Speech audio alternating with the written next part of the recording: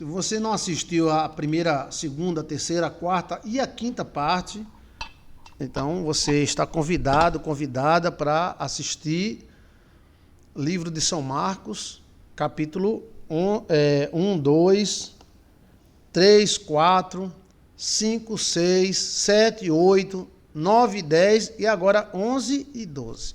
Tá bom? Está aí no nosso canal. Você quer entender melhor, né? Em nome de Jesus, que Deus nos ilumine. Diga assim comigo. Em nome do Pai, em nome do Filho, em nome do Divino Espírito Santo. Deus, abre a minha mente para a Tua palavra. Espírito Santo de Deus, abre a minha mente para a Tua palavra, para os Teus mistérios, para que eu possa viver melhor e ter uma vida melhor. Obedecendo a Tua palavra, porque ela é eterna, existe para sempre. Amém. Amém. O livro de São Marcos é um dos livros mais misteriosos que tem. Se você colocar Marcos 1 e 2, Joilson de Assis, aí você vai compreender por que o livro de São Marcos é tão profundo. Tá? Vamos lá, Marcos 11. Você é minha convidada, o meu convidado especial, tá? Para comentar aí. Vai comentando. Querendo Lucena, pastor, o senhor me visitou em sonho. Eu vi sua casa, Alcione, o Senhor me falou algo muito importante. Que maravilha, Querelle. Eu posso visitar vocês em sonho, tá? Quem sabe eu não te visito em sonho. Em nome do Pai, do Filho e do Divino Espírito de Deus. Obrigado, Querelle, por me receber em seus sonhos, tá? E logo que se aproximaram de Jerusalém, então Cristo estava se dirigindo para Jerusalém. E de Betfagé e de Betânia, junto ao Monte das Oliveiras, enviou 2 discípulos e disse-lhe: ide à aldeia que está à fronte, ou seja, em frente, e logo que ali entrardes, encontrareis preso um jumentinho. Aí é onde entra a história do jumento. O jumento para os judeus é sagrado. O jumentinho é sagrado. E o jumento é o símbolo de uma tribo, a tribo de Assé, né? A tribo de Assé. E é uma tribo mística, né? Muito mística. Eu sou dessa tribo. Chiquinho é místico, eu não sou, eu sou teólogozão. Então, ó, encontrou um jumento, sobre o qual ainda não montou homem nenhum. Então, o mistério era que o jumento era virgem. Ou seja, não tinha montado homem nenhum sobre aquele jumento. Pega esse jumento, né? Soltai-o e trazei ele. E se alguém vos disser, por que fazeis isto? Diz ele, o Senhor precisa dele.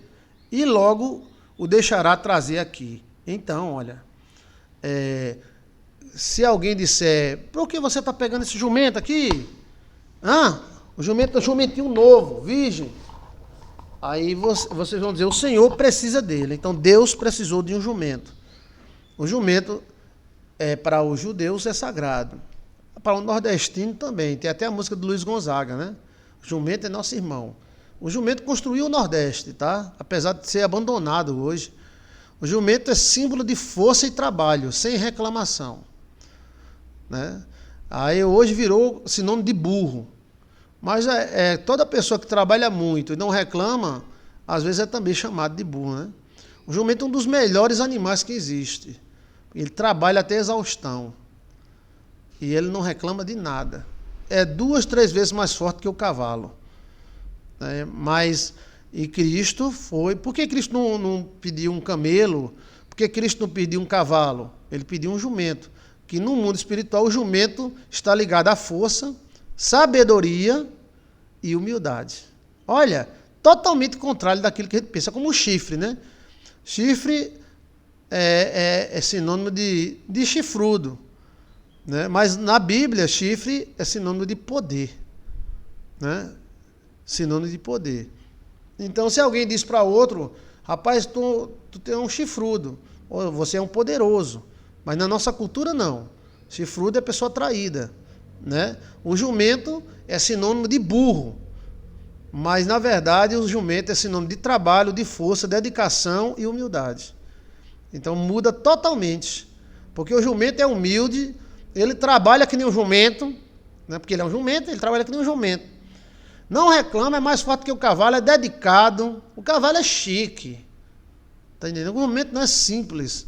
O cavalo só come coisas especiais. O jumento come qualquer coisa. Qualquer mato ele come. Até uma graminha, veia suja de merda ele come. Então, o jumento é muito especial e o livro de Marcos dá um destaque, né? O Senhor precisa dele. Então, Jesus precisou de um jumento, né? A nossa cultura, ela atribui à pessoa que trabalha demais, não reclama, um jumento. Mas, na verdade, a pessoa que trabalha e não reclama e luta, às vezes leva a família toda nas costas, deve ser honrado. Mas entre nós, na nossa cultura, não é assim. Uma pessoa que se dedica tanto à família e leva toda a família nas costas é tido como um jumento, um burro. Pensa que o fulano é burro, né? Mas na época era valorizado, tá? O cavalo é charmosão, é o gostosão, tá? Mas o cavalo, ele não aguenta o que o jumento aguenta. Ele não aguenta carga, ele não aguenta fome, sede, subir ladeira, descer ladeira. O jumento é um jipe. Um jipe que anda na lama, anda em tudo. Agora é engraçado como é com as perninhas tão fininhas, né? Que o jumento tem as perninhas bem fininhas, aguenta tudo aquilo. Que a canela do jumento é bem fininha. Já a canela do cavalo é 2 vezes maior do que a canela do jumento e não aguenta essas coisas. Numa viagem era comum o cavalo morrer de exaustão. O jumento não morre, ele para, ele desmaia, ele aguenta, ele é duro, né? E ela é sinônimo de inteligência. Ao contrário da nossa sociedade. Quando alguém diz você é um burro, está dizendo que você é uma pessoa tampada, né? Uma pessoa que não entende nada. Mas nessa cultura aqui, não. O jumento era trabalhador, especial, dedicado, né? Incansável e humilde. Era o que Cristo queria, vinha montado no jumento. Porque Cristo podia dizer, traga um camelo, que era de rico. Traga um cavalo, daquela raça, mangas larga. Não, Cristo traga um jumento. Foi Cristo que escolheu o jumento. Se alguém disser, por que você está soltando esse jumento? Dizem a ele, o Senhor precisa dele. E logo ele deixará vir aqui. E foram encontrar o jumentinho preso, fora da porta, entre 2 caminhos e soltaram. E alguns dos que ali estavam disseram, que fazei soltando esse jumentinho? Por que você está soltando o jumentinho? E eles, porém, disseram, como Jesus lhe tinha mandado, e deixaram ele vir. E levaram o jumentinho a Jesus e lançaram sobre ele suas vestes, ou seja, botaram as capas em cima do jumento. E assentou-se sobre ele, Cristo assentou sobre o jumento. Para você ter ideia, o jumento é pouco maior do que a gente, e aguenta 3 vezes o peso que nós aguentamos. E muitos estendiam as suas vestes pelo caminho, e outros cortavam ramos das árvores e os espalhavam pelo caminho. Isso chama-se honra. Fizeram um tapete de mato para Jesus passar. Hosana! E diziam, e clamavam em alta voz, Hosana, bendito que vem em nome do Senhor. Então Cristo não veio no seu próprio nome. Cristo veio no nome do Senhor, né? Essa turma, ela exaltou muito Cristo na entrada de Jerusalém. Lembre-se da fama de Jerusalém, né? Bendito o reino do nosso pai Davi, que vem em nome do Senhor. Hosana, Hosana, nas alturas, salve, salve, alegria, alegria. Jesus entrou em Jerusalém montado no jumento. Olha, Jesus entrou na humildade de um rei montado no jumento. E as pessoas cortando mato e colocando no meio do caminho para Jesus passar. Para Jesus passar, para Jesus passar, eu quero estar no meu lugar quando Jesus voltar.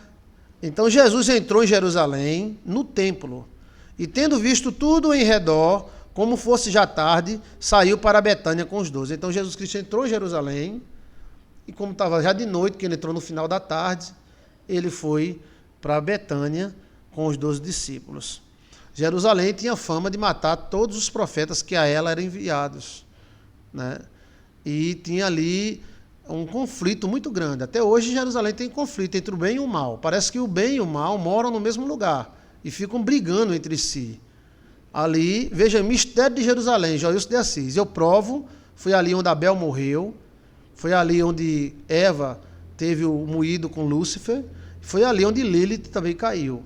E Jerusalém é uma grande árvore de silício. Ela é oca e tem milhares de cavernas. Olha que eu tenho informações privilegiadas. Ela tem muitas cavernas naturais e tem muitas cavernas cavadas por gigantes antes do dilúvio. Jerusalém é toda oca, mas não é impossível investigar Jerusalém. Salomão sabia de todas as cavernas que havia ali, e os tesouros de Salomão estão lá, bem nas ventas dele. Mas não pode agora investigar devido ao domínio que tem. Jerusalém é dividida em 3 domínios: cristão, judeu e islâmico. Veja aí o mistério de Jerusalém, Joilson de Assis. Jerusalém, árvore de silício, Joilson de Assis. E no dia seguinte, quando saíram de Betânia, teve fome, né? E vendo de longe uma figueira que tinha folhas, foi ver se nela acharia algum fruto. Chegando a ela, não achou senão folhas, porque não era tempo de folhas. Então preste atenção. Não era tempo de figos. Então, não era tempo de figos. Cristo procurou figos, não encontrou. Aí depois ele vai amaldiçoar essa planta. Ele não amaldiçoou a planta porque não encontrou, porque não era tempo de figos. Dá para entender? Não. Ele amaldiçoou a planta para mostrar o seu poder. E para um judeu legítimo, cortar uma árvore com fruto é a mesma coisa de matar uma mulher grávida. A árvore, ela deve ser cortada fora do fruto. Ou seja, espere o fruto passar. Depois que ela der o fruto dela, se você quiser cortar e for necessário, corte. Então, geralmente, alguns antigos não cortavam fruto, árvore com fruto, porque, segundo eles, não era lícito e não trazia boa sorte, tá? Então, você vê literalmente aqui a Bíblia falando, literalmente, ó. Ele procurou figueiras no meio das folhas e não achou coisa alguma. Chegando a ela, não achou senão folhas, porque não era tempo de figos. Então, não era tempo de figos. Cristo não ia exigir figos de uma planta que não estava na época de figos, mas ele não ia amaldiçoar uma planta, ela dando frutos. Eu também faço isso, pastor. Espero passar a época do fruto, está cortada a prosperidade. Sim, você cortar uma árvore com fruto, para os antigos, era cortar a sua sorte naquele ano, né? Então, olha bem. E Jesus falando disse, a figueira. Jesus falou com a figueira, mostrando que você pode falar com as coisas.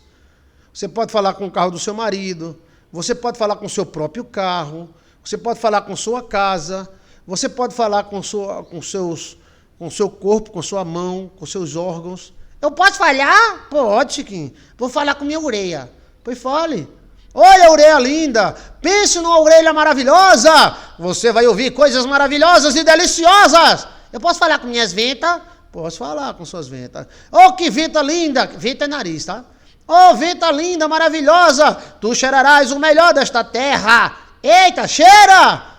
Então você pode falar com o seu corpo, você pode, corpo saudável, maravilhoso, pense num corpo bendito, você pode falar com sua casa, pode falar com árvores, está na Bíblia, a não ser que você ache que Jesus é doido. Falar com árvore é coisa de doido, então Jesus é doido. Não é doido, Jesus é Deus. Jesus falou com a árvore e disse à figueira, a figueira é Israel, Israel é a figueira. Na verdade, Israel é uma grande figueira pré-histórica, uma figueira que chegava a 20 o que é kiki? Quilômetros de altura. É uma teoria nova, né, gente? Você não vai ouvir em canto nenhum, vai ouvir agora. E um vídeo chamado Mistérios de Jerusalém, Joilson de Assis. Árvores cortadas gigantescas. Jerusalém era uma dessas árvores. Cortada antes do dilúvio, muito antes, tá? Veja aí, árvore de silício, Joilson de Assis, ou mistério de Jerusalém, Joilson de Assis. Jesus disse à figueira, nunca mais coma alguém fruto de ti. E os seus discípulos ouviram isto. Ou seja, os discípulos viram Jesus falando com a figueira. Essa figueira tem mistérios aí, tá? É um trocadilho muito grande de mistério. E vieram a Jerusalém, então Cristo veio a Jerusalém. E Jesus entrando no templo, então Jesus entrou no templo. Lembre-se que Jerusalém era a capital de Israel. E começou a expulsar os que vendiam e compravam no templo. E derrubou as mesas dos cambistas e as cadeiras dos que vendiam pombas. Lembre-se do seguinte, uma coisa que você não sabia, fique sabendo. Os bancos, banco, começaram no templo de Israel. Sabia não? Aprende, estuda história, menino. Os bancos, né? Os bancos começaram em Israel. Um dos maiores banqueiros do mundo é Bauer, ou Red. E o Red era Juju, era judeu. Os bancos começaram exatamente aí, nos bancos, porque tinha uma lei na Bíblia que Deus deixou de propósito. Preste atenção no mistério. Mistério, Sulinha. Mistério, Sula Ferreira. Rafaela. Olha o mistério. Tu tá onde, Chiquinho? Eu tô na feira de Santa Cruz, do Capibaribe, lá em Girlene Feitosa. Vai, tu tá na casa de Girlene, tô. É um mistério. Quem quer comprar mistério? Bem, o mistério era que os bancos... Dá para ouvir? Entendeu, senhor? Não. Os bancos, cocóis, começaram nos templos de Israel, com os cambistas. Isso é história, tá? Isso é história. História mesmo. História da história estourada. É história estourada, é. Então, existe uma parte na lei que dizia: ninguém pode sacrificar um animal comprado com dinheiro estrangeiro. Então, se você era, por exemplo, um judeu brasileiro, aí você ia lá oferecer um boi para Deus, você não podia pagar com real. Você tinha que pagar com a moeda de Israel. Como é o nome da moeda de Israel? Quem pode me dizer como é o nome da moeda de Israel? Então, nesse câmbio aí, se trocava dinheiro real pela moeda de Israel e os cambistas levavam uma parte, entendeu? Tinha uma filha chamada Tasha. E essa filha dizia: não, eu tenho que alimentar minha filha chamada Tasha. Então tome a taxa. Aí havia uma taxa, né? O dinheiro de Israel na época era denário, né? Mas existiam vários dinheiros em Israel. Estou falando hoje. Hoje em Israel. Como é o nome do dinheiro de Israel hoje? Então, você ia comprar um boi, você dizia: olha, eu sou do Jalapão, eu vim aqui em Israel oferecer um sacrifício a Deus. Aí você leva o dinheiro. Só que quando você chegar lá, você tem que trocar pelo dinheiro de Israel. Na época, a turma dava na goela. Um boi custava 3 vezes o preço de um boi normal. E o dinheiro, primeira facada era quando você trocava 5 por 1, 5 por 2. Entendeu, menino? Isso é uma técnica até que Deus colocou para o povo de Israel ganhar muito dinheiro também. Então os cambistas, por isso que havia cambista dentro do templo, porque era lá onde o cara dizia: ô, como é que vai? Tudo bem? É porque eu sou do Jalapão, sou amigo de Léo, lá do Jalapa, de Mateiros. Ah, é? Sim, eu quero matar um boi para Deus. O boi é 5 mil reais. Oxe, lá em Léo e lá em Emenagilda, o boi é 800 reais. Sim, mas aqui é 5 mil reais. Bem, eu quero oferecer um sacrifício a Deus, então... Sim, mas eu não posso receber esse dinheiro seu. Oxê. Você tem que trocar ali com o cambista. Aí o cambista: olha o cambista! Aí chegava e dizia: pronto, eu vou, já que o boi é 5 vezes mais caro do que o boi lá no Jalapão, vou trocar o dinheiro, né? Pronto, eu tenho aqui 5 mil reais. Aí o cambista: tudo bem, então eu vou trocar 5 mil reais por 1.000 reais. Eita, que lapada! Sim, velho, era desse jeito. Estuda história, gente. Por isso que Cristo se revoltou nesse negócio aí. Daí onde nasceu os bancos. Os banquinhos. De todo mundo nasceu. Os bancos nasceram e os primeiros banqueiros do mundo foi em Jerusalém. Os caras tiravam 2, 3 carradas de jumento cheio de ouro, de prata. Porque o dinheiro era muito no escambo antigamente, né? Eu tô aqui 5 moedas de prata. Aí o cara trocava por uma moeda de Israel, entendeu? 5 moedas de ouro ele trocava, mas ele ganhava em cima 300, 400%. Aí nasceu os bancos. E eles ficaram podres de rico. Rico até uma hora, né? Então, olha bem, isso em Jerusalém, né? Em Jerusalém.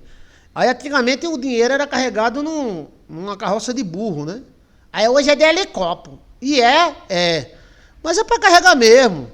Então, mas aí Jesus Cristo broncou com os caras. Eles agiotavam, não era, pastor? Sim. Mas eles aproveitavam a lei, que estava na lei. A lei dizia que ninguém pode comprar. Primeiro, você não podia trazer o boi de casa. E quem é que ia trazer um boi da África, do Brasil, para Israel? Segundo, você não podia comprar com dinheiro estrangeiro. Você tinha que trocar. Aí o cambista dava na goela. Creu. Entendeu? O cambista rapaz, não exagera, meu irmão. Eles eram agiotas, né? Deixando bem claro que os agiotas são úteis, tá? Porque às vezes a gente não consegue resolver os problemas e quem resolve é o agiota. Você tem um problema num documento de um carro, uma coisa numa casa, e o agiota ele sabe os caminhos. Então a gente também não pode falar mal dos agiotas. Eles fazem aquilo para ganhar uma comissão. Mas eles resolvem qualquer problema. Mas tem alguns que geram os problemas para ganhar em cima. Entendeu? A lei protegia, assim, a lei da briba, a lei de Moisés protegia. Mas Cristo broncou. Olha bem, vamos lá. Ó, a Bíblia é maravilhosa, aprender a Bíblia é maravilhosa, né? E vendo de longe, havia a figueira. E Jesus falando disse, a figueira, nunca mais ninguém coma do fruto de ti. Os seus discípulos ouviram isso. E vieram a Jerusalém. Então eles foram para Jerusalém, né? E Jesus entrando no templo, todo mundo sabia que Jesus Cristo ia morrer. Porque Jerusalém mata mesmo, né? Na época matava, né? Os profetas. E todo mundo já estava com medo, né? Esperando isso aí. E vieram a Jerusalém. E Jesus entrando no templo, começou a expulsar os que vendiam e compravam no templo. E derrubou as mesas dos cambiadores, ou seja, cambistas, e a cadeira dos que vendiam pomba. A pomba era oferta de paz, oferta de gente pobre. Já que você não podia comprar um boi, você dava uma pombinha, né? Existiam vários tipos. Tinha oferta de carneiro, oferta de bode, oferta de pomba, ovelhas, oferta de boi. Aí ele derrubou, qual foi que ele derrubou? A mesa dos cambistas, dos cambiadores, e as cadeiras que vendiam pombas. Cristo sentou o maio, né? Ai, como Jesus era... Não, é porque ele não aguentou. E não consentia que alguém levantasse algum vaso, que alguém levasse algum vaso pelo templo. Então, no templo existiam muitos vasos. E esses vasos eram vendidos, e vendidos caro, tá?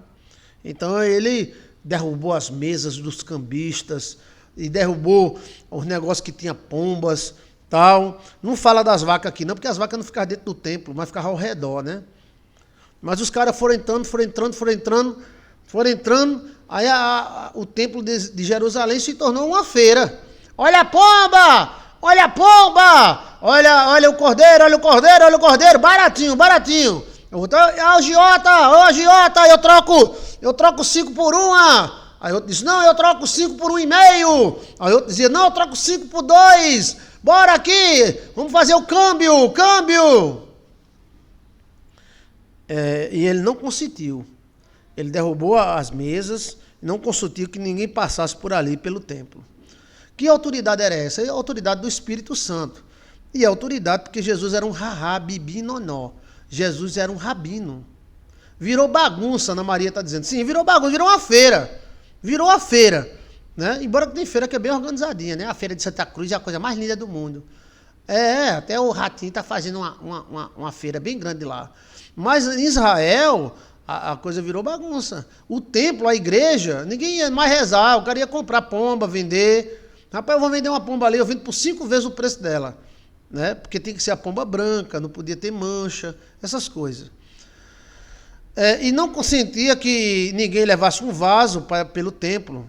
E o ensinava dizendo que um Cristo começou a ensinar no templo de Jerusalém, mostrando que ele tinha poder e autoridade, ele tinha toga. Ele era como se fosse um juiz togado. Não é qualquer um que entrasse dentro do templo e fazia isso. Tinha que ser uma pessoa formada na lei deles. E ensinava dizendo, Jesus Cristo ensinava dizendo, não está escrito, a minha casa será chamada todas as nações a casa de oração, mas vós tem feito em um covil de ladrões. Cristo pegou pesado, meu irmão. Foi, chamou todo mundo de ladrão. Eita, Jesus maravilhoso. Vocês são um bando de ladrão, rapaz. Aqui é casa de oração, não é casa de ladrão, não. Para ficar cambiando as coisas aqui, não. Virou um comércio triste, muito triste no tempo. Foi um comércio danado, rapaz. E os escribas e principais do sacerdote, tendo ouvido isso, buscavam ocasião para matar Jesus, pois eles temiam, porque toda a multidão estava admirada acerca da sua doutrina. Então, eles viram isso, o cara está acabando com nossas facas, vamos dar uma facada nele. Esse negócio da facada, né? Vamos dar uma facada, vamos matar esse cara. O cara está quebrando nosso negócio, velho. Eu recebo 20 reais daquele cambista, eu recebo 200 reais daquele outro, eu recebo 400 reais daquele ali. E agora, Jesus Cristo quebrou tudo, mandou tudo para fora. E ele pode, né? Porque ele é mestre. Ele é mestre. Você acha que qualquer pé rapado entrava no templo de Israel e fazia isso, Se ele fez, é porque ele tinha poder de fazer. Poder espiritual e poder material. Então eles ficaram procurando matar Jesus, mas eles temiam a multidão. Rapaz, se a gente matar ele aqui na frente de todo mundo, o pessoal vai pegar nós. E sendo já tarde, saiu para fora da cidade. Então, quando chegava de noite, Cristo se retirava. Você tem que saber, gente, como se retirar e quando ficar. Né? A facada é das coisas antigas. Meu amigo. Você tem que saber quando entrar e quando sair. Se você vê que um ambiente não é mais o seu ambiente, saia. Vai ficar para lá para quê? Seja família, seja o que for. Um ambiente vai triste, de pessoas falsas. Você vai ficar lá para quê? Para levar uma facada? Então, quando Cristo viu que está chegando de noite, Cristo saiu. Cristo tem medo de noite? Não. Porque de noite o mal tem mais força, né? E eles passando pela manhã, viram que a figueira tinha secado desde a raiz. Então, quando os discípulos voltaram, viram que aquela figueira que Jesus Cristo falou secou até a raiz. Isso mostra o poder da palavra, tá? Isso mostra o poder da palavra. Mas isso aqui tem uma conotação muito espiritual também, que em outro momento a gente fala. E Pedro, lembrando-se, disse, mestre, eis que a figueira que tu amaldiçoaste se secou. E Jesus respondendo disse-lhe, tende fé. Cristo diz para você, Cristo diz para mim. Nesses momentos difíceis que o mundo passa, que sempre passou, o mundo sempre foi uma lasqueira, tendes fé. Tendes fé em Deus. Tendes fé em Deus. Pastor, nada. Confia em Deus. Eu sei que está difícil a situação, mas quem tem fé em Deus sobrevive. Tendes fé em Deus. Essa palavra se renova até os dias de hoje. E Jesus respondendo disse-lhe, tende fé em Deus. Cristo mandando você ter fé em Deus. Porque em verdade vos digo que qualquer que disser a este monte, ergue-te, lança-te no mar, e não duvidando no coração, o problema está na dúvida, mas crê que se fará aquilo que diz, tudo que disser será feito. Rapaz, Marcos é o melhor que explica isso aqui, Marcos. Olha, abre o teu coração, olha só o que ele diz, porque em verdade vos digo, Cristo é mentiroso ou verdadeiro? Sim ou não? Não. É verdadeiro. O nosso Cristo é vida. Mas ele ensina, ele passa na vida da gente, mas a gente fica sem saber ver. Olha o que ele diz aqui, Porque em verdade vos digo, ou seja, verdadeiramente eu vos digo, que qualquer que disser a este monte, disser para uma montanha, joga-te no mar! Você falou com a montanha, você não falou com Nossa Senhora, você não falou com Jesus, você não falou com quem Deus Padre, você falou com a montanha. Que tal você falar com seus problemas? Você não é maior do que eu, não. Eu vou vencer você. Gigante, eu vou derrubar você, vou cortar sua cabeça. Problema, dívida, eu vou pagar e vou conseguir. Mercadoria, você vai me dar lucro. Lança a palavra, gente, e crê no coração. E qualquer que disser, não duvidando, ergue-te, lança-te no mar, e não duvidará em seu coração, mas crê que vai acontecer aquilo que se diz, tudo que disser será feito. Rapaz do céu, o problema é na gente, que tem pouca fé. O problema é nós. Mas ele diz, se você disser acreditar, e falar com o coração, e não duvidar, vai acontecer. E não é monte de papel, não. É monte de verdade. Deus é tremendo. Que Deus aumente a nossa fé e diminua as nossas dúvidas. A gente tem mais motivo para acreditar no bem do que para duvidar nele. Tá? Davi disse que ia matar o gigante e matou. Sim. Ele disse com fé, eu vou cortar a tua cabeça, eu vou derrubar tu, velho. E o bichão lá com 3 metros e tanto, vou. Então você fala com suas coisas, fala com o comércio, fala com a mercadoria, fala com os clientes, fala com os empregados, fala com o patrão. Em nome de Jesus, eu vou ser abençoado. Em nome de Jesus eu vou conseguir. Em nome de Jesus vai dar tudo certo. Em nome de Jesus eu vou ser curado. Em nome de Jesus esse exame não vai dar nada. Em nome de Jesus eu vou ser curado pelo Espírito de Deus. Fala, gente. Fala. Quem sabe não acontece. Cristo disse que acontece. Então acredita nele, tá?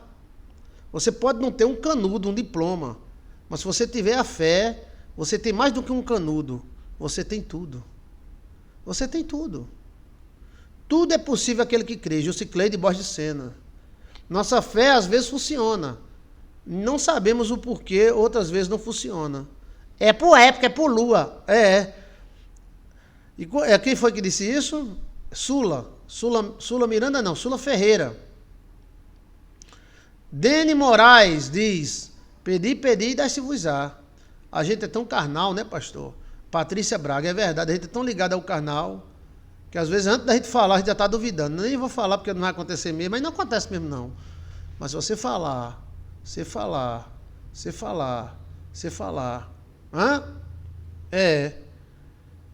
vai vir recurso do outro lado do país, vem. Vai dar certo, dá. Eu vou conseguir.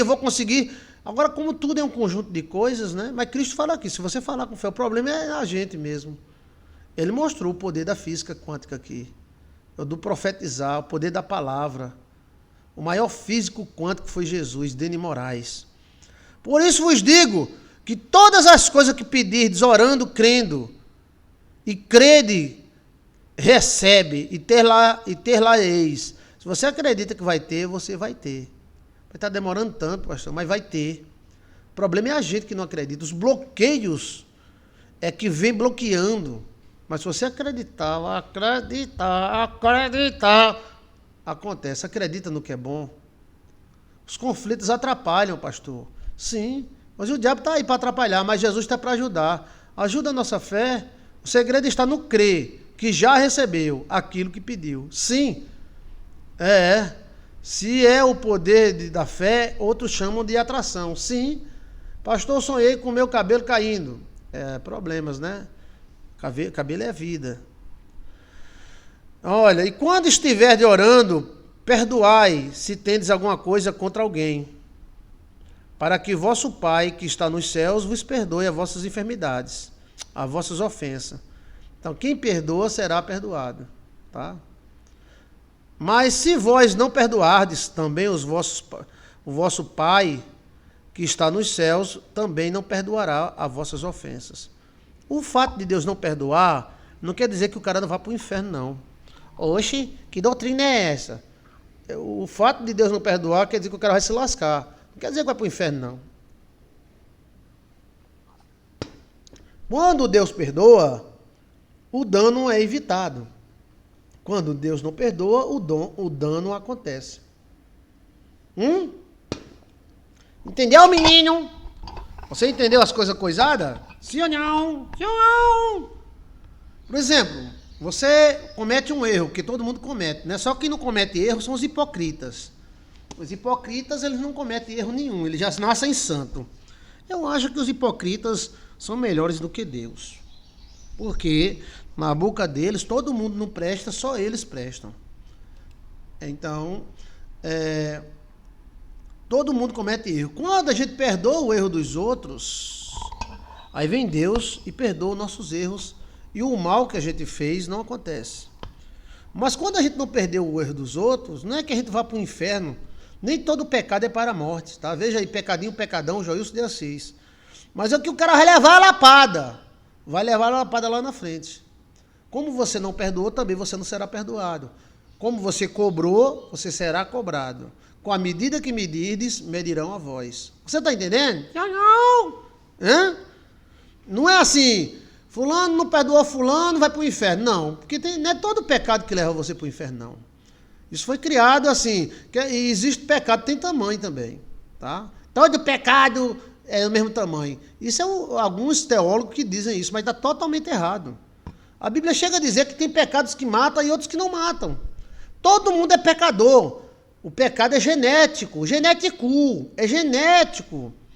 Todos nós somos pecadores. A Bíblia diz, quem disser que não peca, que os hipócritas dizem que não peca, porque eles são santos.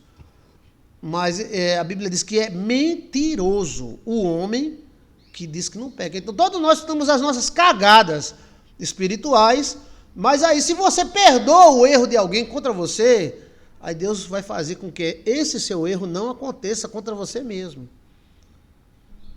Agora você diz, não, ele vai ter que pagar. Aí Deus diz, você vai ter que pagar também, o que você está devendo. Você está entendendo? Hã?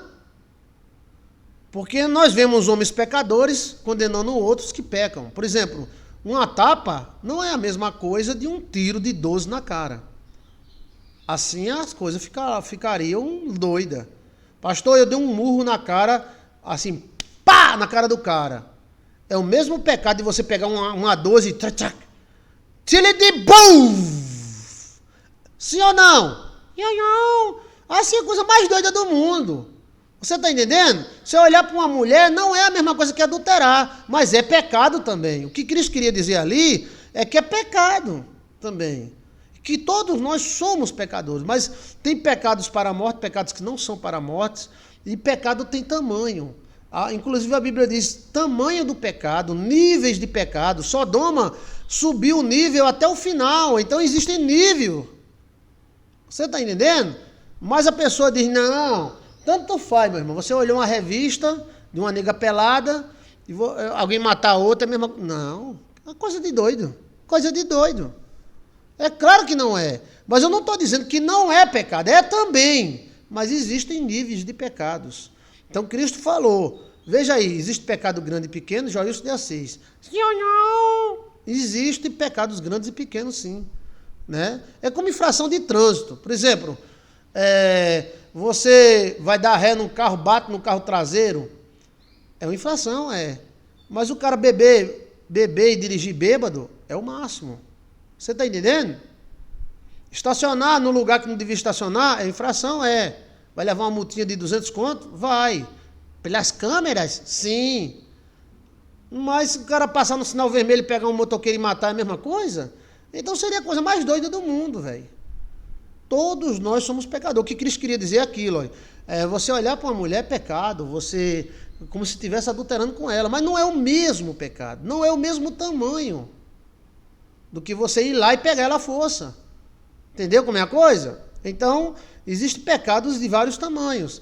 Agora, quando você perdoa o pecado dos outros, Deus perdoa o seu. Quando você não perdoa, aí você leva na cabeça o seu pecado.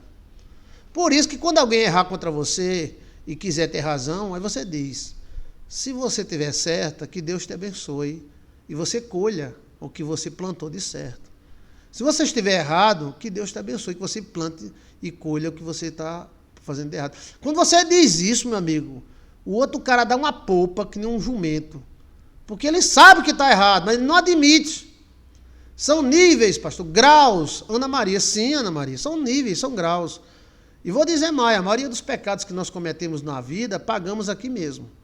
tá? Mas se a gente não quer pagar, então perdoe quem cometeu algum erro contra você, tá? Aí, Deus perdoará os seus erros também. Mas você é o juiz de você mesmo. Quando nós fazemos o bem a alguém, a nós mesmos fazemos. Quando fazemos o mal para alguém, a nós mesmos fazemos, porque levamos na cabeça, é só questão de tempo. Você entendeu, Chiquinho?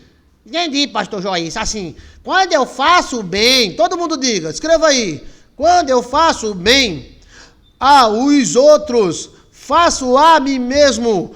Quando eu faço o bem para os outros, faço a mim mesmo. Quando faço mal para os outros, faço mal para mim mesmo.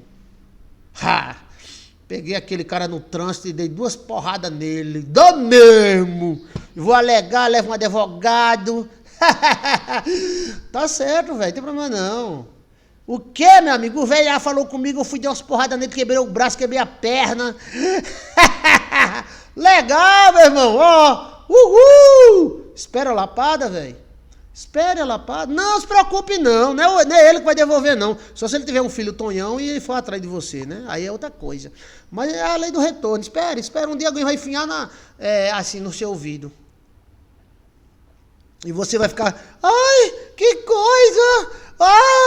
Ai, que coisa! Tu tá levando o que tu deu. Entendeu? Só que vem multiplicado. Isso é assustador, tá? Isso é assustador, tá? Isso é assustador. Então, você não é obrigado a perdoar ninguém. E depende do pecado também.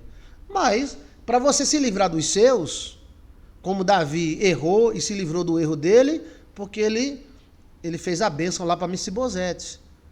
Deus usou a própria lei de Davi para beneficiar Davi. Né? Então, o universo, Deus, os anjos, os territoriais devolvem.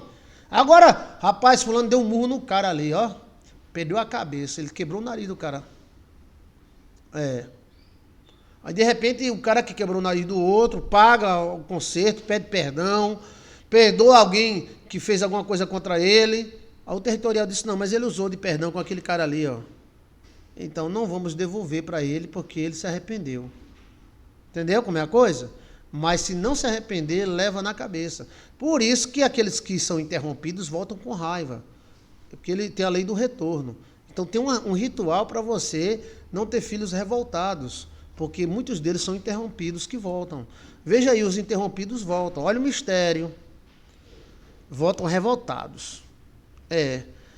E tornaram a Jerusalém, e andando pelo templo, os principais dos sacerdotes e escribas, os principais, a cabeça, os chefes, e os anciãos aproximaram-se dele. Então eles foram lá. E disseram, com que autoridades fazes tu essas coisas? Né? As pessoas querem saber qual é o seu dom. Ou quem te deu tal autoridade para fazer estas coisas? Jesus respondeu e disse-lhe, também eu vos pergunto. Dizem que para calar um perguntador é fazer uma pergunta na vida dele. Tem gente que fica fazendo pergunta, né? Tem gente que... Confortante, pastor, essas palavras. Marilúcia é confortante, porque todos nós erramos. Então, se nós erramos, a gente tem que usar a lei do retorno. Rapaz, eu errei, então eu vou ter que perdoar uma pessoa que errou contra mim. Entendeu como é a coisa? Eu falei merda. Fulano falou merda, então eu vou ter que perdoar fulano, que ele falou merda, eu vou perdoar ele. E como fosse um tipo de perdão. A lei do perdão, Joilson de Assis, tá? Deus não cobra o tempo da ignorância do homem. Depende, né? Depende. Deus não vai te punir, mas a natureza responde, né? Assim a gente matava, roubava, ia para a igreja e estava tudo certo. E tem gente que vai e dentro da igreja ele é lascado com tudo. Jesus não protegeu não? Lei do retorno. Mas aí se o cara se arrepende e tenta desfazer o mal que fez, o territorial não vai responder. É um jogo de lei. Mas Jesus respondendo disse-lhe, também eu vos perguntarei uma coisa. Para você calar um perguntador, você tem que perguntar na vida dele. Se alguém chega perto de tu, quanto é que tu ganha? Como é esse aqui? Como é aquilo ali? Aí você começa a perguntar, e tua mulher, teu filho? Então, aí no instante o perguntador se cala. O perguntador é o cara mais cismado do mundo. Ele quer saber da tua vida, mas ele não diz a vida dele não. Então, se o perguntador chega perto de tu e diz, e aí, tu tá com dor de barriga, tu tem hemorroida, não sei o que lá e tal, aí você entra na vida dele também. E tu? E as veias das pernas? E no instante o perguntador faz, peraí, e sai. Que eu já fiz centenas de vezes, mas centenas mesmo, né? Deus não quer que a gente colha o mal, tá? Por isso que tem técnicas na Bíblia. Mas é muito fácil a pessoa fazer um erro e dizer, não, eu estou arrependido e pronto, e gozar o erro, porque tem erro que se goza, né? Mas aí, Deus perdoa, perdoa. Mas às vezes a natureza não perdoa, tá? Então, para a gente se livrar da lei da semeadura, tem artifícios. Mas Jesus respondendo disse, também eu vos perguntarei uma coisa. E respondeu-me, então vos darei e vos direi com autoridade o que faço. Então, se vocês me responderem a pergunta que eu vou perguntar, eu respondo a sua que você perguntou. Tá? É como alguém disse, fulano, me conta um segredo, tu é meu amigo? Me conta um segredo, tu não é meu amigo? Aí o cara depois me conta um seu, você não é meu amigo? Aí ninguém conta pra ninguém. O batismo de João era do céu ou dos homens? Respondei-me. Então eles chegaram para Jesus, perguntaram, Jesus disse, eu respondo, se vocês disserem, o batismo de João era dos céus ou era dos homens? E eles arrazoavam, porque esse tipo de gente, eles conversam entre si, dizendo, se dissermos que é do céu, ele nos dirá, por que não crestes? Se dissermos, porém, que é dos homens, tememos o povo, porque todos sustentavam que João verdadeiramente era um profeta.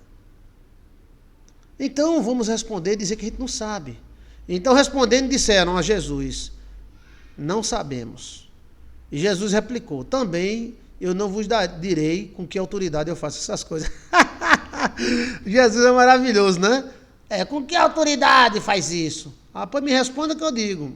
A autoridade de João Batista era do céu ou era da terra? Aí, se a gente disser que é do céu, ele vai perguntar por que você não creu? Porque eles mataram, né? Se disser que é da terra, a turma está aí, vai queimar nós um cacete. Então, vamos dizer que a gente não sabe. Não sabemos não, mestre. Então, Jesus disse, nem tão pouco que eu vos respondo. Você não é obrigado a responder uma pergunta que alguém faz. Nós, na nossa cultura brabrá, na cultura do brabrá, a gente responde tudo que se diz. Você tem que treinar o seu estômago. Sabe o que é o estômago? Nem tudo que se pergunta se diz, velho. Uma amiga sua diz, e aí, teu marido é assim, tonhão? Aí você... Aí você diz, não, como ela perguntou, eu tenho que responder. Não, você não é obrigado a responder. O que ela quer saber se seu marido é tonhão ou não é? Mas nós diz. Alguém diz, isso, aquilo, outro... Aí você diz, eu vou ali, já volto. Alô, o telefone está tocando. Sim, disfarça e sai. Você não é obrigado a dizer. Ou você diz, rapaz, deixa isso para lá. Né? Deixa isso para lá. Mas a pessoa joga e tu trabalhando naquela firma, tu ganha quanto? Porque o meu amigo, uma pesquisa da molesta. Tu trabalha na firma da Baixa da Égua, tu ganha quanto? Tu recebe quanto? Quanto é que tu recebe? Recebe 13ª, carteira assinada, o chefe é bom, como é a firma? E o cara, você não é obrigado a responder. Cristo não foi obrigado, nem tão pouco eu vos respondo. Perguntar, qualquer pessoa pode perguntar. Mas responder, você responde se quiser. Tem coisa que é um chamado fórum íntimo. Sabe o que é o fórum íntimo? É tu e tu. Tá? É tu e tu. Mas as pessoas entram na vida dos outros, que nem faca entre melancia, e querem saber de tudo. E nós, para não ficar assim feio na fita, nós diz tudo também. Aí vai um recado para nós, pastores. Tem pastores que são derrotados, porque dizem tudo o que acontece na igreja. O que acontece na igreja compete à igreja, velho. Os moídos e babados, os segredos dos membros, é dos membros. O pastor escuta o segredo e sai contando para todo mundo, aprende com os padres. O padre escuta o confessionário e não conta. Nem na justiça ele conta. Mas nós não. Nós escutamos que fulano soltou um pum, aí a gente fica dizendo, irmão, ore, porque fulano está soltando uns pum fedorento. Tá? A gente vai contando e pedindo oração. Mentira, você está contando. Você não é obrigado a contar nada. Se você é um pastor, não precisa contar o que acontece na igreja. Você é um dono de farmácia, não precisa contar o que está acontecendo na farmácia. Você é um empresário, é um vaqueiro, o meu vaqueiro, o meu peão. Você não precisa contar o que acontece lá dentro da vaquejada. O povo conta tudo. Olha, meu patrão tem 8.000 boi, ele mora naquela fazenda, ele tem conta no banco, ele tem isso e aquele ali. Gente, a gente tem que controlar a nossa língua. Aí o cara vai, assalta o patrão diz, isso é informação privilegiada. E vem atrás do vaqueiro. Quem foi que contou? Foi o vaqueiro fulano. Entendeu? Até casa, quando alguém chega e diz, rapaz, tu sabe onde é a casa de fulano? Eu olho pro carro, eu olho pra pessoa. Às vezes eu não digo não. Eu digo, rapaz, eu não sei não. Tá mentindo, pastor? Sim, Abraão não disse que era irmã dele, sendo mulher? Eu vou dizer, não, rapaz, como é o nome da casa de Tutu? A casa de Tutu é ali, ó, dobra ali, é aquela casa amarela. Aí o cara, obrigado aí, velho. Vai lá em Tutu, mata Tutu. Você tá entendendo? Mas a gente diz, não, a casa de fulano é assim, uma amarela que tem uma porta assim, desse jeito. A gente conta tudo, a gente é arregaçado. Cristo disse, então eu não vou contar para você. Não conto, eu sou obrigado. Hã? Aí Carla Ramos diz, é o suficiente para me sustentar. Porque as pessoas mal querem saber da sua vida, porque eles querem manobrar ela. Hã? Tu ganha quanto, né, na firma? Aí o cara diz, eu ganho um salário mínimo. Aí de repente você juntou tanto dinheiro, né? Aí você compra um Fusca. Aí o cara diz, o cara tá roubando, ganha um salário mínimo e comprou um Fusca. Se for mulher, vai dizer, o patrão tá sendo bom demais. Ela ganha só um salário. Saber é poder. E se você quiser contar, dá poder pros outros, depois não reclame, né? Mas a gente é desse jeito, porque a gente pensa que todo mundo é bom. O erro das pessoas boas é essa, é pensar que todo mundo é bom. Tutu lascou. Onde é a casa de Tutu? A casa de Tutu? Sim, é ali, sobe ali, desce acolá. Depois o cara foi fulano que ensinou, né? O cara vai lá e extermina a família toda. E aí? Mas é da gente, porque a gente foi criado numa estrutura que a gente não esconde nada de ninguém. Principalmente o brasileiro, o índio brasileiro é muito aberto. O índio brasileiro tinha assim, inimigos, mas não eram tantos. Não, já os europeus eram um comendo o outro, um lascando o outro, então tinha muito segredo entre eles. Mas o índio brasileiro, ele vivia tranquilo, né? Principalmente o brasileiro, ele vivia tranquilo na dele, tal, né? Comendo pitanga, jaboticabra, dormindo. Então ele tinha uma vida tranquila, ele não tinha nada para esconder. Mas com o sistema novo que veio, aí tem que esconder. Né? Para você ter ideia que o índio brasileiro é tão aberto, que está na história, nos anais, está nos anais. Você já estudou os anais? Os anais da história? Quando Pedro Álvares Cabral chegou no Brasil, o que é que os índios tupiniquins fizeram? Estuda história, Maria Lameirão. Os índios tupiniquins deram inhame para ele comer com batata e peixe. Deram inhame, batata e peixe, está na história. Né? Concederam a mulher, emprestaram a mulher por uma noite, ou duas, ou três, ou quatro.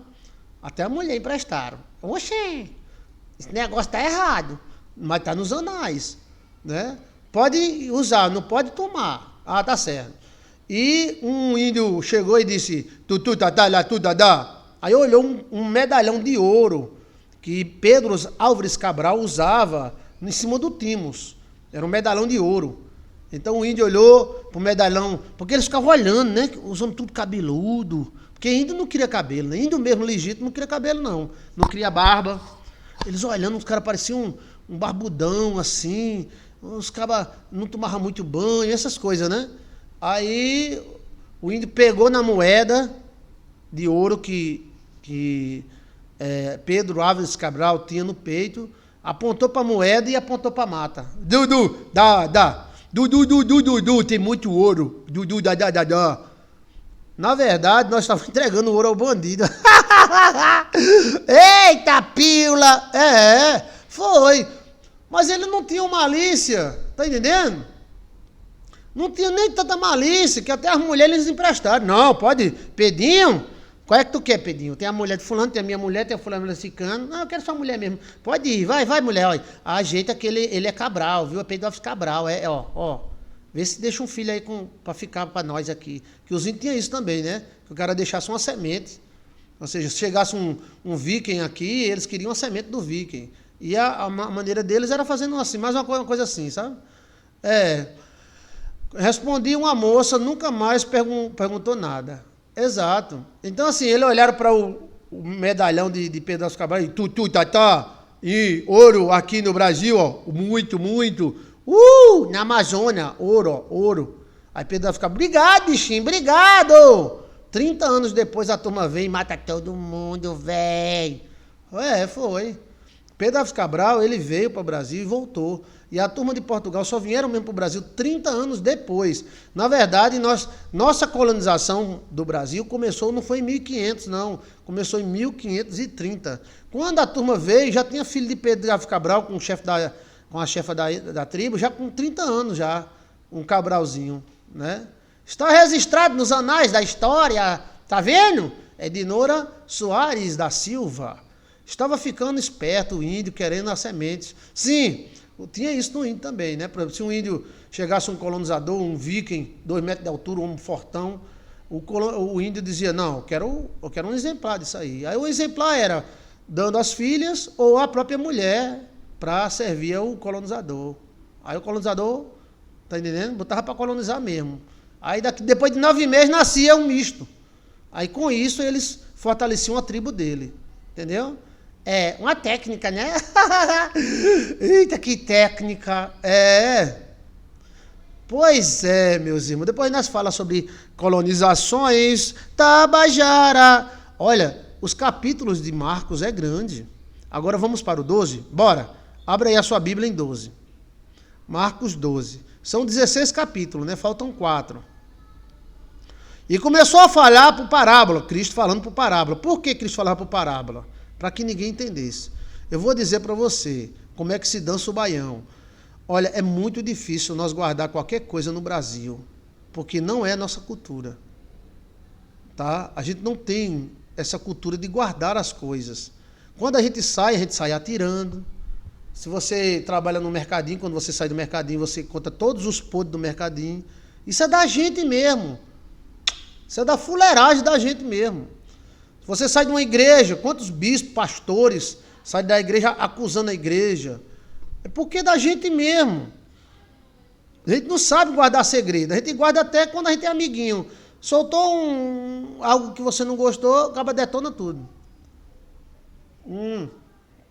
Então, preste atenção. Jesus falava por parábola. Tem coisas que você tem que falar por códigos. Né?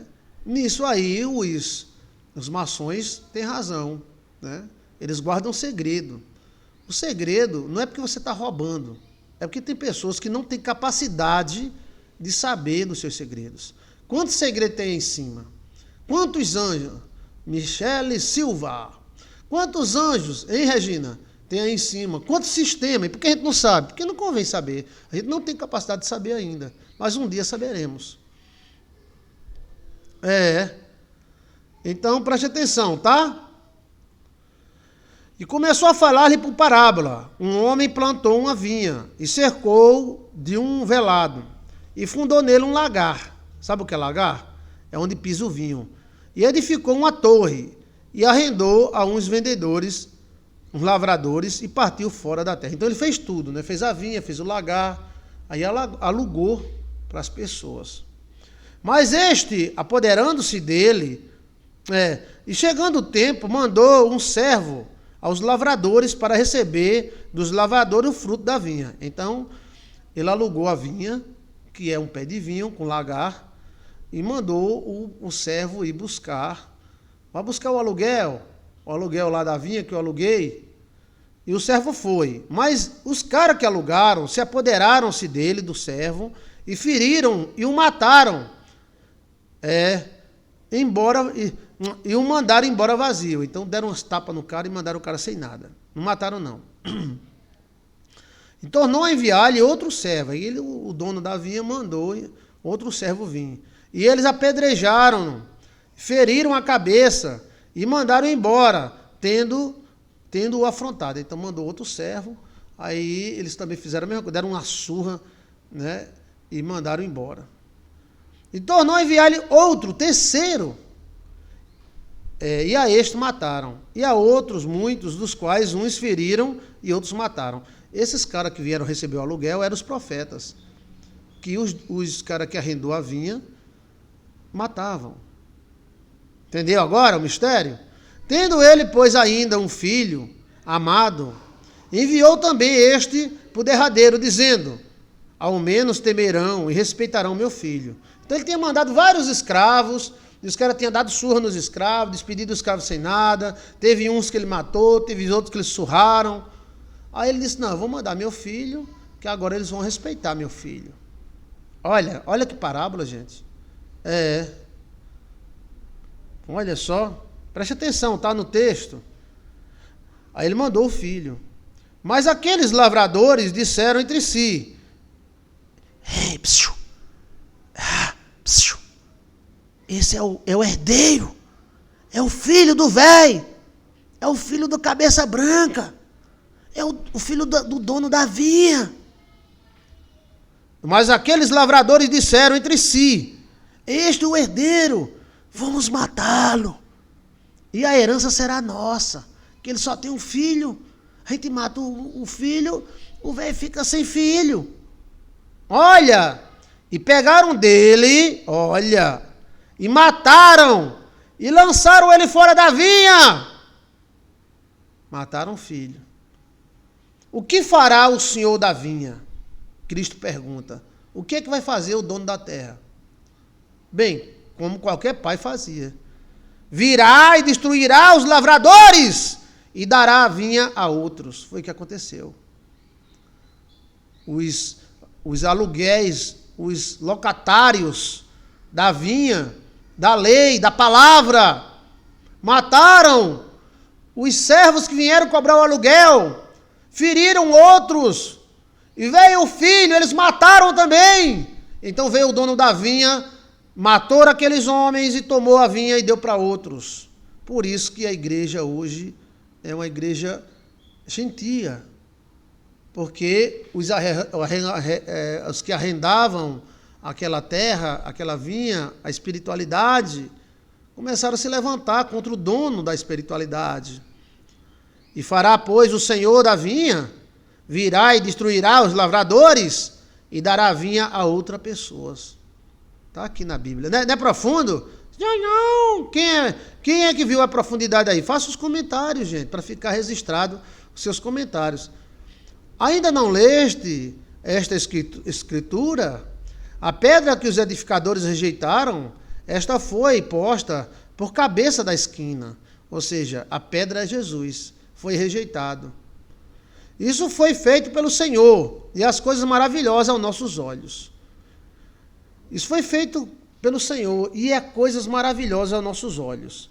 E buscavam prendê-lo, mas temia a multidão. Os caras só pensavam em prender Jesus. Né? Tem gente que só vive para atrapalhar a vida dos outros. Nem viver sabe, só sabe atrapalhar.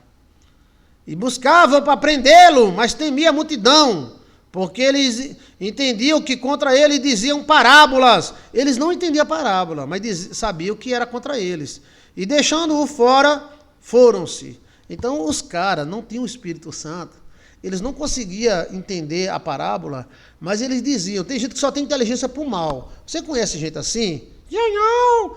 Tem gente que só tem inteligência para o mal, para levantar, fazer, criar, ninguém tem inteligência, mas para derrubar, destruir, difamar, matar, tem gente que só tem inteligência para o mal. Esses caras eram tão inteligentes que eles perceberam que Jesus Cristo estava falando parábola e era contra eles. Eles disseram: Cristo está falando mal de nós, eu não estou entendendo não, mas ele está falando, ele está xingando nós.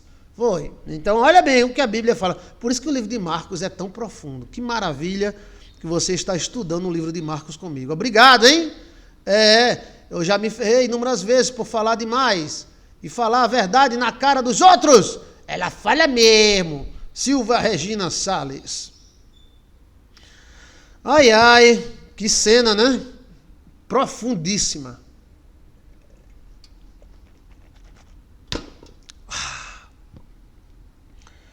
Enviaram-lhe alguns fariseus e dos herodianos. Quem eram os herodianos? Eram os babão de Herodes. Todo político precisa de babão. Os babões são úteis, tá? Os babão são úteis. Os babãos... Imagina um mundo sem babão. Tem que ter os babãozinhos. Porque tem dois cargos, né? Babão e puxa-saco. Os herodianos eram os puxa-saco de Herodes. Tá entendendo? Você podia falar de Deus, podia falar da besta-fera, podia falar de qualquer coisa, mas não falasse de Herodesinho não, viu? Então, Herodes era o Jesus. Os herodianos eram tipo assim de pessoas que só pensavam no poder, só na puíca. Entendeu? Então os fariseus disseram, não vamos matar ele agora não, mas estou falando mal de nós, vamos sair daqui, bora. Aí mandaram os babões, fariseus e herodianos, né? Para que o acompanhassem e apanhassem alguma palavra. Meu Deus, como esses caras eram inteligentes.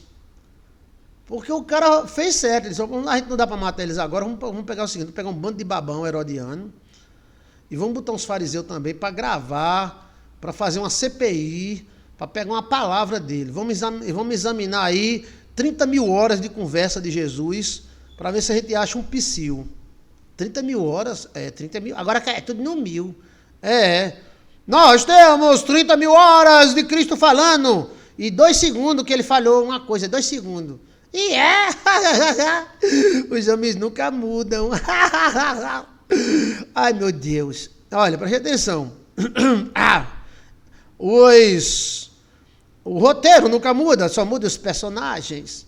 Enviaram-lhe alguns dos fariseus e herodianos, que eram babões, para que o apanhassem em alguma palavra. Vamos ver se a gente apanha ele em alguma palavra. Vamos gravar tudo aqui. 10 mil horas de gravação. E chegando eles, disseram... Olha, chegaram os babão, herodianos e os fariseus. Mestre, Virgem Maria, eu me arrepei todinho. Mestre, sabemos que tu és homem de verdade. Essa turma nunca muda. Babão é babão, até no céu. Olha... Eles chegaram babando Jesus. Olha a serpente. Ai, como você é linda, maravilhosa. Mulher! Você é minha amiga. Ó pro meu peito. Ó. Tibuf. Coraçãozinho pra você. Eu te amo. Mulher, minha amiga. A falsidade está no ar. Se beijo, menino. Foi aqui, os babão de herodianos. Oh, meu Deus, os homens nunca mudam. Os caras foram para pegar Jesus em algumas palavras. Ó, a conversa. Os caras tentando pegar Jesus, né? Eles queriam dar uma facada em Jesus. Ele disse, não, tem muita gente. Aí chamaram os herodianos, que eram os babão dos puícos, e chamaram os fariseus. Vamos deixar eles aí. Aí os fariseus ficaram acompanhando Jesus para pegar Jesus em algum erro, né? Olha os babão que chegaram, E chegando eles perto de Jesus, disseram, mestre, sabemos que és homem de verdade. Olha! E que ninguém te dá, porque não olhas a aparência dos homens. Antes, com verdades, ensinas o caminho de Deus. Elogiou, né? Olha, vem a facada. É lícito dar tributo a César ou não daremos? Daremos ou não daremos? Creu! Virgem Maria, as serpentes! Eita! Né? Tá vendo? É lícito pagar o tributo? O inimigo, isso aqui é uma palavra, né? Porque se Cristo dissesse é lícito, ele ia contra os fariseus que estavam lá, né? Se ele dissesse não é lícito, ele era contra os herodianos. Era 2 turmas querendo pegar ele. Aí eles corriam para Herodes, tem um cara aí que não quer dar a contribuição não, é o fisco.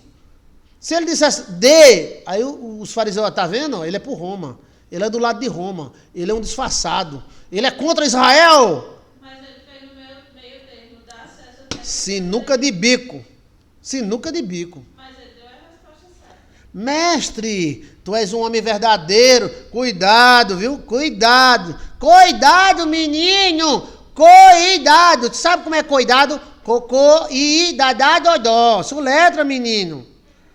É lícito dar tributo a César? Ou não? Daremos ou não daremos? Vixe Maria, se bens, menino, que a falsidade sempre teve na terra. Então, ele, Jesus, conhecendo a hipocrisia, hipócrita, conhecendo a hipocrisia, disse-lhe, Jesus sabia, Jesus é maravilhoso, maravilhoso. Disse-lhe, por que me tentais? Você está me tentando, né? Tem gente que tenta você para depois ter um motivo para lhe lascar. Por que me tentais? Cristo olhou para eles, por que você me tenta? Trazei-me uma moeda, para que eu veja. Traga-me uma moeda, me dê uma moeda aí. Aí os caras trouxeram. E lhe trouxeram uma moeda. E disse-lhe Jesus, de quem é essa figura e essa letra? E eles disseram, é de César. E Jesus responderam, Alcione tem razão. Alcione, o teólogozão aqui sou eu, viu? Não venha se meter, não. A Alcione está por dentro das coisas, viu? Oxe, essa mulher tá eu acho que ela é teólogozona. Ei, o teólogozão aqui é eu, não é você não, viu? Mas tu acertou na cabeça aqui, viu? Dá a César o que é de César e dá a Deus o que é de Deus. Traga-me aí uma moeda. Trouxeram de quem é a cara, que é a esfinge, e de quem é essa inscrição, a letra. Aí eles disseram, é de César. E Jesus respondeu e disse-lhe, dai, pois, a César o que é de César, e a Deus o que é de Deus. E maravilhavam-se dele. Então, mas mesmo Jesus falando certo, lá na frente eles mentam. Eles dizem, não, Cristo disse que não era para dar, não. Então esse povo não tem quem agrade, não, tá? De quem é essa moeda? É de Cezinha. Pois dê a César o que é de César, velho. E que dê a Deus o que é de Deus. Era o tributo romano, que os judeus odiavam pagar tributo a Roma. Então os saduceus dizem que não há ressurreição. Aproximou-se dele e perguntaram. Os saduceus não acreditavam que existia ressurreição, vida após a morte, essas coisas. Era um tipo de judeu descrente. Eles acreditavam só no moído aqui. Eles não acreditavam que existia o outro lado, não. Os saduceus chegaram para Jesus e disseram, mestre, Moisés nos escreveu que se morresse o irmão de alguém, tudo tentando Jesus, ó, e desse-lhe a mulher, e se a mulher não desse filhos, seu irmão tomasse a mulher dele e suscitasse descendência ao irmão falecido. Ora, 7 irmãos, e pelo primeiro tomou a mulher, e morreu sem deixar descendência. Então, quando um irmão morria, o outro assumia a mulher e tinha que fazer um filho nela, tá?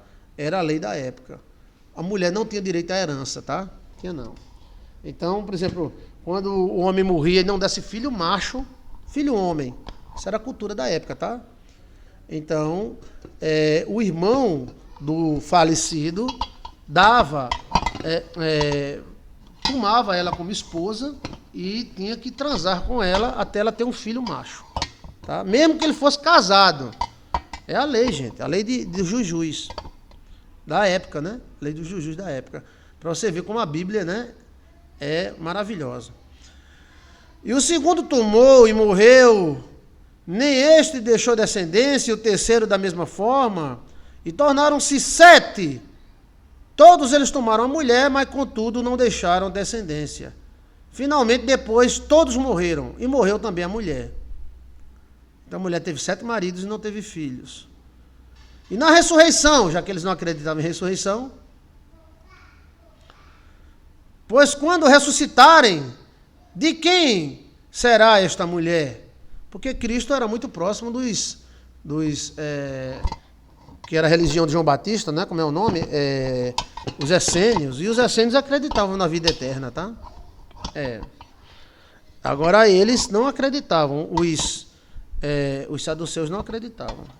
Eles acreditavam em um bocado de coisa, menos na vida eterna. Eles acreditavam, morreu, acabou. A religião para eles era só aqui na vida.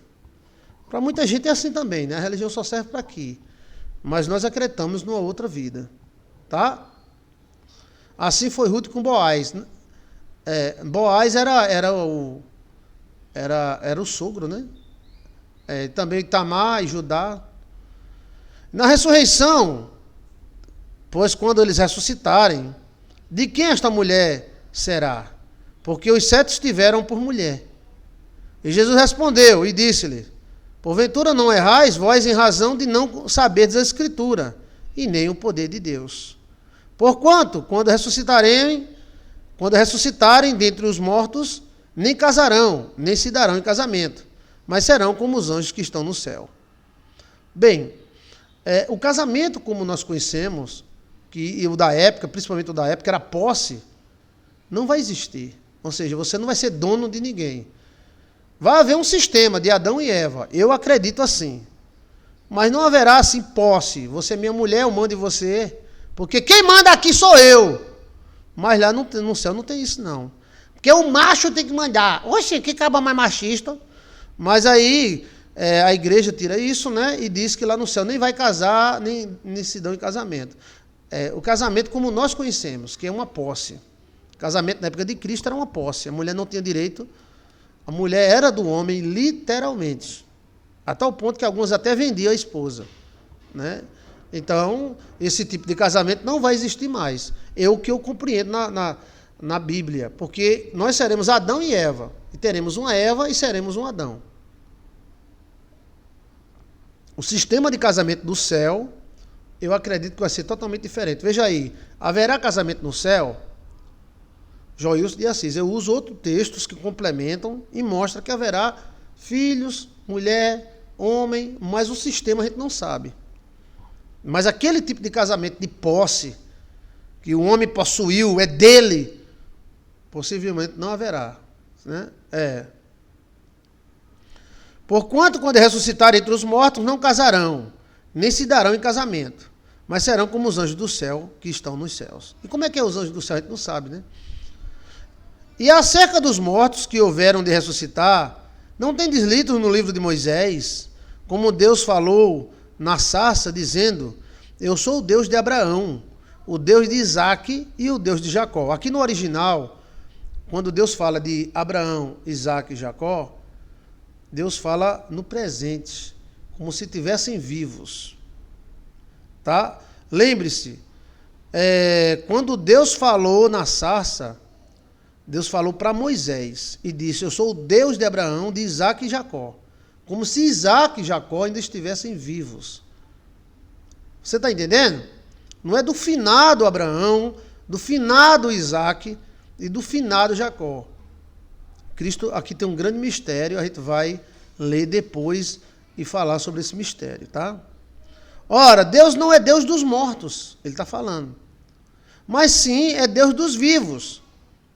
E por isso vos errais muito. Então ele está falando que Abraão não está morto. E que Jacó também não. Eu não entendi isso. Ou entendi. Possivelmente os mortos não estejam mortos, mas estejam guardados por Deus ou dentro da gente. Saímos de dentro de nós e entramos para dentro da gente. Você saiu de dentro do seu pai e o seu pai entrou para dentro de você. Vixe Maria, que coisa de doido! Bem, pensa no que eu estou falando, tá? E amanhã eu posso lhe ensinar mais mistérios. Inclusive usando o Talmud e usando os livros antigos da Bíblia. Então, de alguma forma, Abraão vive em nós. De alguma forma, Isaque vive em nós.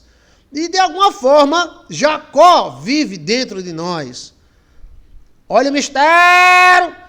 Olha o mistério, misteriado! Amanhã eu vou falar para você que nós saímos de dentro da nossa mãe, mas depois a nossa mãe entra para dentro de nós.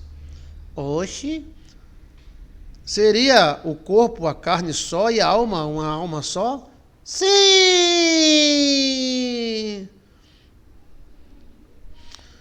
Ai, ai. Ora, Deus não é Deus de mortos, e sim de vivos. E por isso errais muito. Então, porque quando Deus falou em Abraão, Isaque e Jacó, Deus não falou no passado. É como se Abraão, Isaque e Jacó estivessem vivos. Ali. Então há uma nova visão aí, que o Joilson de Assis aponta, Como se os mortos, o corpo deles estão no cemitério, o espírito deles está com Deus, mas a alma deles acompanha os seus filhos. Eita! Ai, ai! Eita! Gostou?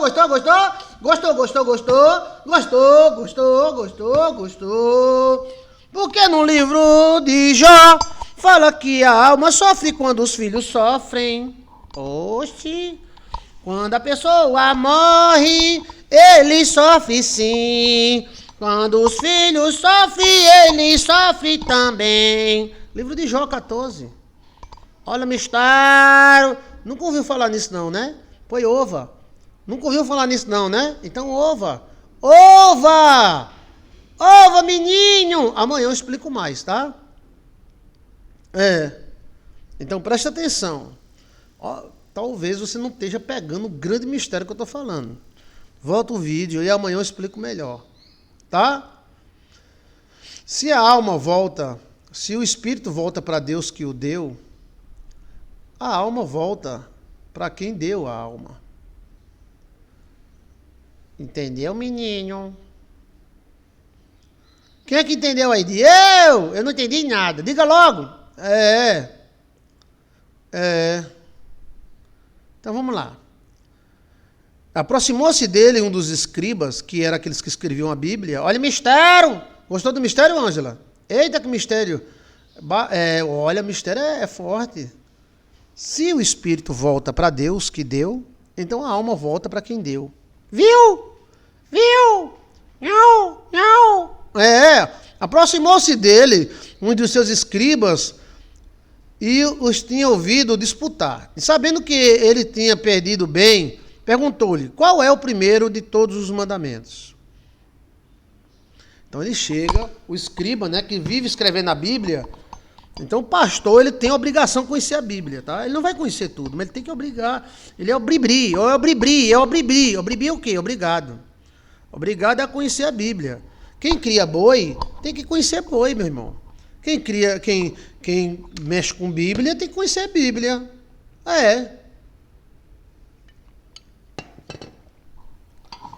Eu não entendi, pastor. Depois volta o vídeo. Daqui a pouco você volta, tá? Fátima Martins Tembal diz, eu captei a vossa mensagem. Gostou?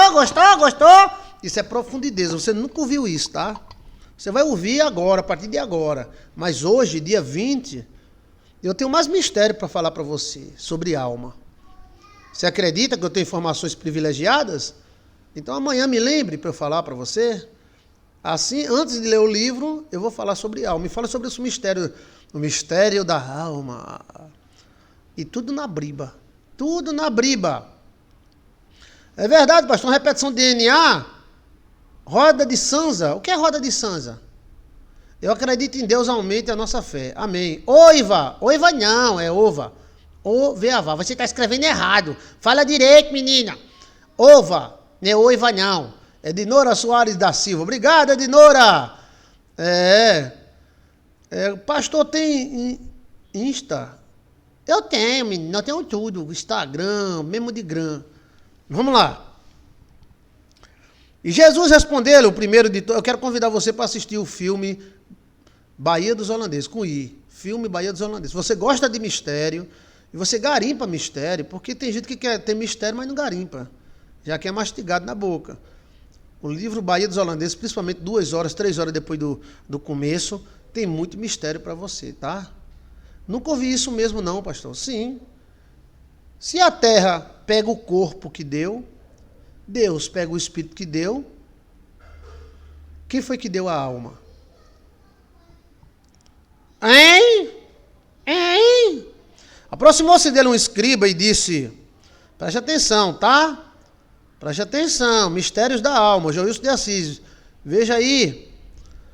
Aproximou-se dele um escriba que os tinha ouvido disputar. Amanhã me lembra, amanhã logo no começo, pastor, fale sobre alma. E sabendo que ele tinha respondido bem, perguntou, qual é o primeiro de todos os mandamentos? Inclusive tem escrito no livro da Torá, tem escrito no livro das escrituras antigas, né? Faz sentido, Sula. Pegou, Sula? Jesus respondeu e disse, o primeiro de todos os mandamentos é, ouve, Israel, Senhor nosso Deus, o único Senhor. Primeiro mandamento.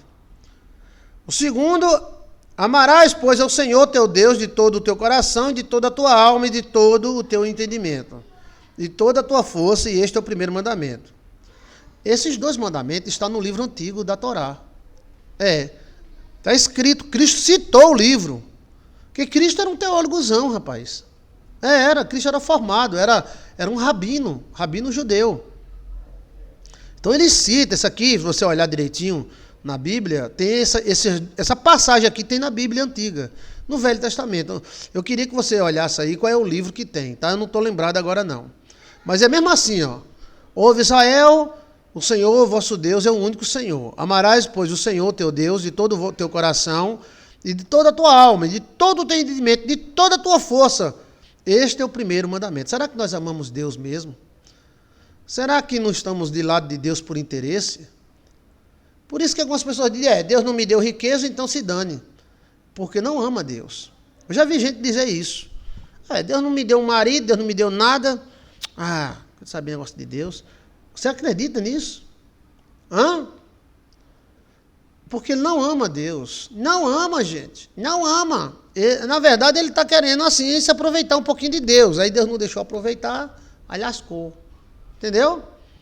Mas, quando a pessoa ama a Deus, você não precisa dar alguma coisa ou receber alguma coisa de alguém para amar essa pessoa. Você olha para essa pessoa e ama. Só. Né? Entendeu como é a coisa? O segundo semelhante a este é amarás o teu próximo como a ti mesmo. E não há outro mandamento maior do que este. Cristo citou a Bíblia. Qual foi a parte da Bíblia antiga, do Velho Testamento, que Cristo citou? Pergunta às meninas universitárias e aos meninos universitários. Tá? Se nós amamos o nosso próximo, a gente não vai querer o mal dele. Se nós amamos o nosso próximo, como a nós mesmos, a gente não vai querer nenhum mal para ele, porque a gente não quer mal para nós, só se for um doido que quer o mal para si. Mas uma pessoa normal, ele não quer nenhum mal para ele. Então, se nós amarmos verdadeiramente o nosso próximo, nós não queremos nenhum mal para ele. Então, esses são os dois mandamentos que resume tudo. Tá? E os escribas disse, muito bem, mestre, e com verdade disseste que é um só Deus, e não há outro Deus além dele. Sim, ele falou isso. E que amará-lo de todo o coração e de todo o entendimento, de toda a alma e de toda a força. Amar o próximo como a si mesmo. É mais do que todos os holocaustos de sacrifício. Está escrito no livro da Bíblia, do Velho Testamento. Né? A roda do círculo de Senza. Eu tenho que dar uma olhadinha nisso. O mistério da alma é porque a fonte é outra, né? Eu não sabia o que era círculo de Senza, não. Algo que não forçado a amar a Deus. Sim, você ama a Deus. Se Deus te der riqueza, amém. Se Deus não te der, amém. Se Deus tornar a gente rico, amém. Se Ele não der, amém.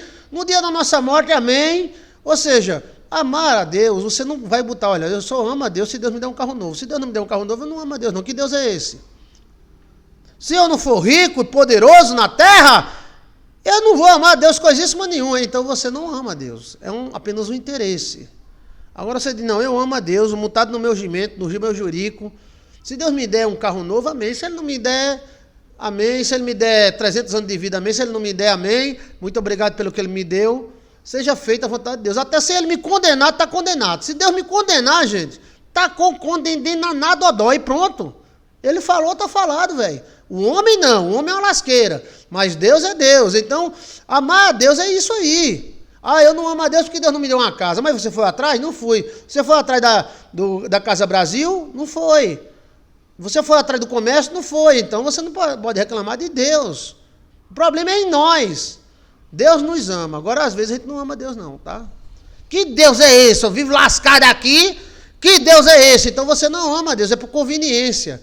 Mas mesmo por conveniência, Deus ainda abençoa, porque Deus é bom para todos. Mas amar a Deus é assim.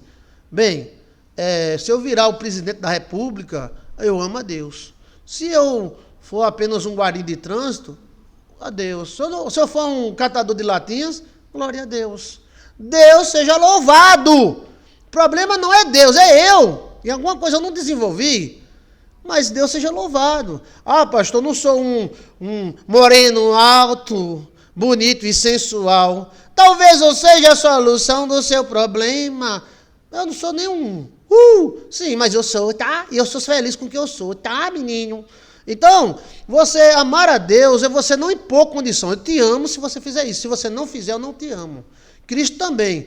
Cristo ama você, você querendo ir para o céu, não querendo ir para o inferno. Eu não quero ir para o céu, eu quero ir para o inferno. Deus ama você de todo jeito. Tá entendendo?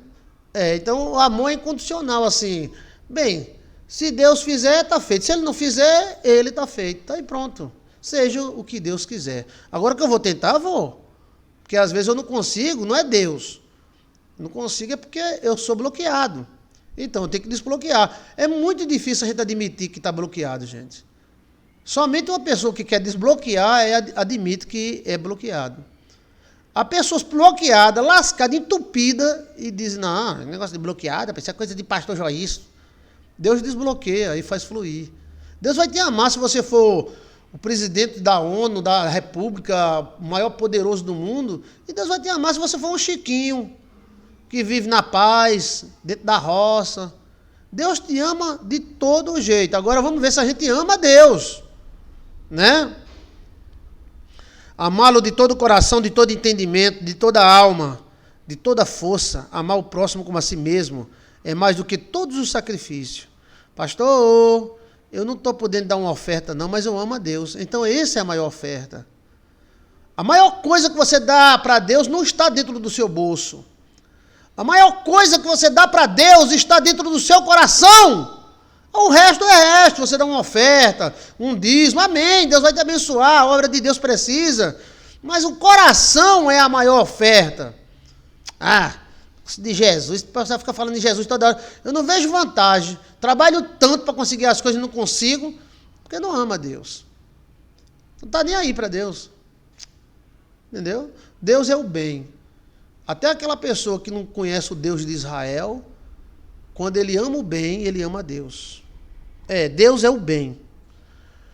Jesus, vendo que havia respondido sabiamente, disse-lhe, não estás longe do reino de Deus. E já ninguém ousava perguntar-lhe mais. Então, Cristo falou, vocês não estão longe do reino de Deus. Tá? Ou seja, o reino de Deus estava ali na cara deles. E o reino de Deus era Jesus. E falando, Jesus dizia, ensinando no templo, aí mostra novamente que Jesus Cristo era um rabino.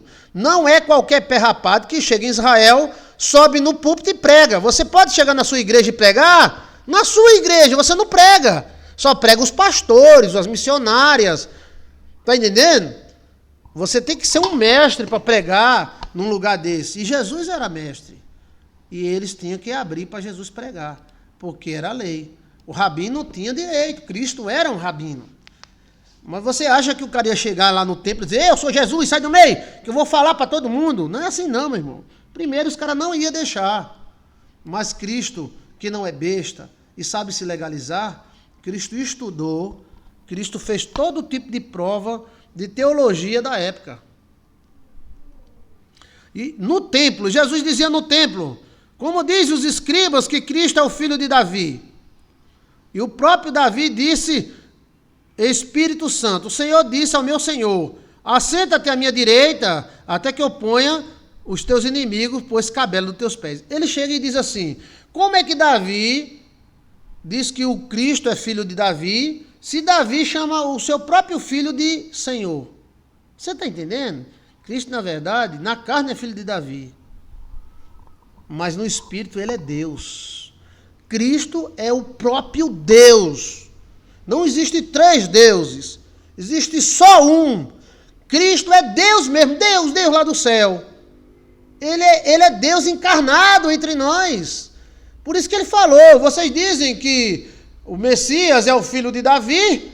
Como é que Davi ia dizer com o seu próprio filho que o seu próprio filho era o Senhor? Olha, Jesus Cristo deu um nó na cabeça deles. Cristo era o próprio Deus. Deus do céu, soberano. Ele nasceu de uma mulher e habitou entre nós. Olha o que a gente fez com Deus. Como nós é bom, né? Nós é bom demais. Oh, menino bom. O próprio Davi disse pelo Espírito Santo, o Senhor disse ao meu Senhor, assenta-te à minha direita até que eu ponha os teus inimigos por escabelo dos teus pés. Pois, se Davi mesmo lhe chama de Senhor, como é seu filho? Como é que como é que Davi ia chamar o Messias de filho, de Senhor, sendo seu filho? Porque o pai é Senhor do filho. Mas Davi chama o seu filho de Senhor. Ele estava dizendo, velho, eu estou aqui, eu, Deus Todo-Poderoso, estou aqui. Eu estou aqui. O Emanuel, o Deus conosco, o Verbo encarnado, o Deus do universo, eu estou aqui com vocês. Rapaz, que profundidade, né? Profundidade. Pois se Davi mesmo lhe chama de Senhor, como é filho de Davi? E a grande multidão ouvia de boa vontade. A multidão escutava com boa vontade, gostava das palavras de Jesus. Ensinando-os dizia, guardai-vos. Cristo dizia no templo dos judeus. Olha o que Cristo dizia. Guardai-vos. Guardai-vos? Guardai-vos de quem? Dos escribas. Eita! Que gostam de andar com vestes compridas e das saudações nas praças. Os caras gostavam do poder, meu irmão. E das primeiras cadeiras nas sinagogas e dos primeiros assentos nas ceias, que devoram as casas da viúva e por pretexto fazem longas orações, ou seja, faz uma lasqueira e depois vai orar. Para dizer, Jesus! E isso com pretexto de largas orações, esses receberão mais grave condenação. Cristo na cara dos escribas dizendo, guardai dos escribas. Esses caras gostam do poder, velho. Esses caras gostam de poder. E estando Jesus assentado de frente à arca do tesouro, então Cristo ficou em frente à arca do tesouro. A arca do tesouro é onde vinha as pessoas e colocava a oferta. Tá? E estando Jesus sentado de frente à arca do tesouro, observava a maneira como a multidão lançava dinheiro na arca do tesouro. E muitos ricos deitavam muito. Então é o seguinte, preste atenção. Antigamente o pessoal ia e jogava na arca do tesouro o dinheiro. Geralmente era dado com a mão direita, tá? Isso prevaleceu na igreja católica por muito tempo. Ninguém ia colocar uma esmola, uma oferta na igreja com a mão esquerda. Se colocava com a mão direita. O dinheiro não era na sacolinha, não. O dinheiro era no tipo de um gasofilácio, chamado arca do tesouro, onde a pessoa lançava dentro o dinheiro. E na época o dinheiro não era de papel. O dinheiro era de moeda. Não existia dinheiro de papel naquela época.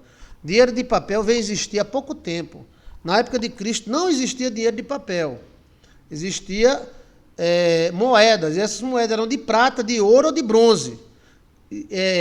Encunhada ou cunhada pelos cunheiros.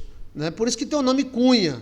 José da Cunha, fulano Cunha, porque existe um pessoal que colocava um tipo de um carimbo em cima da moeda e pá! Pá!